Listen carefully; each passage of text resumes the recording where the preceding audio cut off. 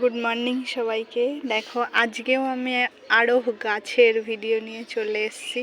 তো আগের দিন যেটা বলেছিলাম আমার গাছগুলো মানে গ্রোথ হচ্ছে না, ঠিক আছে? তো সেম এই জিনিসটাই হচ্ছে, আমি কেন জানি না, বুঝতে পারছি না। তোমাদের যদি জানা থাকে অবশ্যই বলো।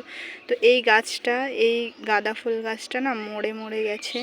তো আমি এটা তুলে ফেলবো, এই গাছটাকে তুলে ফেলবো। আর এই টবটার মধ্যে এই গাছটা বসাবো। এই গাছটার নাম আমার জানা নেই, একজন আমাকে দিয়েছে। তো গাছটা আমি এর মধ্যে বসাবো।